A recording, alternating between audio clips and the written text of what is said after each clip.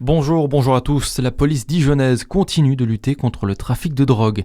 Mercredi, plusieurs saisies et arrestations ont eu lieu dans l'agglomération. 34 grammes de cannabis ont été retrouvés dans la voiture d'un jeune homme sans domicile fixe. Dans la soirée, une autre saisie a eu lieu place Jean Massé en pleine transaction. Le vendeur avait sur lui 102 grammes de cannabis. Des salariés d'Amcor Flexible Capsule en grève. Hier, à Chalon-sur-Saône, la CGT, CFDT et FO ont lancé un appel au débrayage pour dénoncer les négociations annuelles obligatoires avec la direction, notamment sur les salaires et leur revalorisation. Les syndicats déplorent une situation inacceptable pour les salariés car leur pouvoir d'achat baisse.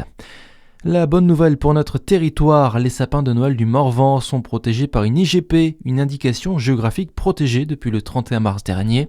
Elle identifie un produit dont la qualité et la réputation sont liées à son origine géographique, ici le Morvan, Nordman, Épicéa ou encore Sapin Noble pour Jean-Christophe Bonneron, président de l'Association des producteurs de sapins de Noël naturels et de l'IGP.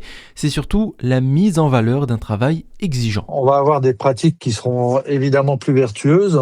On s'est engagé à respecter un certain nombre de points dans le cahier des charges, c'est-à-dire que vous avez déjà l'enherbement de tous les tours de champ, les tournières. Ensuite, on a supprimé tout ce qui était engrais chimiques. On utilise que des engrais organiques.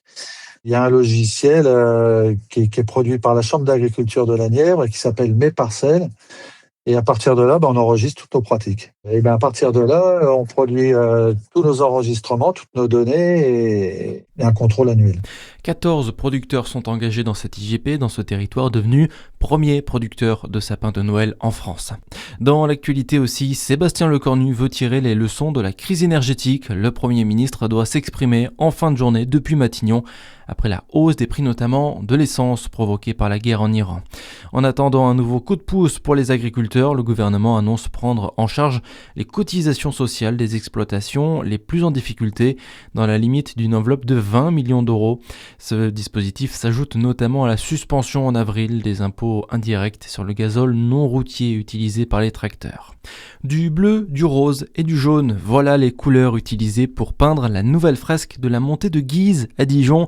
Elle a été imaginée par l'artiste brésilienne et qui habite à Dijon, Drica Chagas. Entre les deux bâtiments, les escaliers tout gris ont été repeints pour apporter une touche de couleur. Si les travaux sont déjà finis, l'inauguration de la fresque, elle, est prévue le 17 avril prochain. Et puis on termine avec un mot de sport et de handball. Besançon veut rester dans la course au play-off. Le grand Besançon d'où handball reçoit Valence pour la 25e journée de Pro League. Ce sera ce soir, coup d'envoi à 20h30. Le GBDH est 10e, Valence 6e. Voilà pour l'actu. À suivre votre météo sur Fréquence Plus.